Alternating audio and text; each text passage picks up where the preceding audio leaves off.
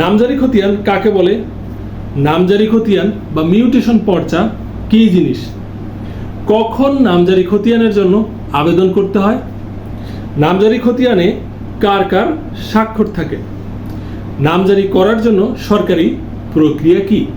এই বিষয়ে এই ভিডিওতে জানব।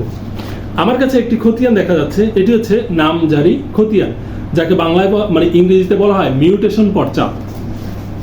নামজারি করা হয় state acquisition and tenancy act 1950 1950 সালের পূর্ববঙ্গ জমিদারি দখল ও প্রজাস্বত্ব আইন মোতাবেক সম্পত্তির নামজারি করা হয়।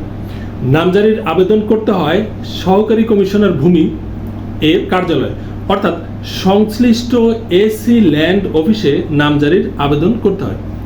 নামজারির খতিয়ানে একটি খতিয়ান নাম্বার থাকে এবং কার নামে এই সম্পত্তির নামজারি হলো তার নাম থাকে, কত নম্বর দাগে সম্পত্তি নামজারি হলো সেই দাগ নাম্বার থাকে, ওই দাগে মোট কতটুকু জমি এবং এই ব্যক্তি কতটুকু জমি পেল সেইটা থাকে, অর্থাৎ দাগের সম্পূর্ণ জমি এবং নামজারি খতিয়ান মোতাবেক কতটুকু জমি তার নামে রেকর্ড হলো সেই জমির পরিমাণটা উল্লেখ থাকে।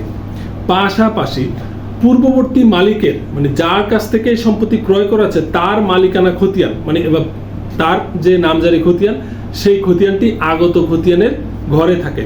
নিচে তহসিলদার বা ভূমি সহকারী কর্মকর্তা বা ভূমি উপসহকারী কর্মকর্তার স্বাক্ষর থাকে, কানুনগোর স্বাক্ষর থাকে এবং এসিল্যান্ড সহকারী কমিশনার ভূমির স্বাক্ষর থাকে। তিনজন কর্মকর্তার স্বাক্ষর সাধারণত একটি নামজারি খতিয়ানে থাকে।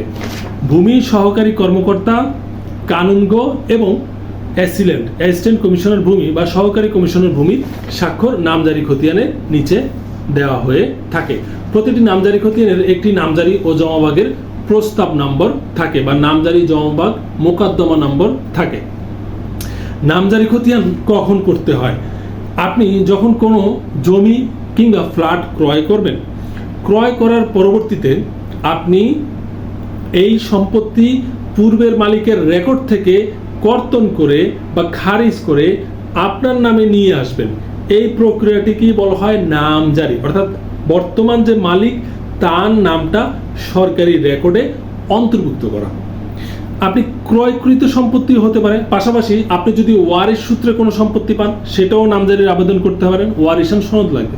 আপনি যদি দান সূত্রে বা হেবা সূত্রে কোনো সম্পত্তি পান সেটিও আপনি আপনার নামে নামজারি করতে হবে। অর্থাৎ কোনো সম্পত্তি প্রাপ্ত হওয়ার পরে ওই মালিকানা দলিল বা ওয়ারিশান সনদ সহ এসি ল্যান্ড অফিসে আবেদন করতে হবে নামজারি খতিয়ানের জন্য।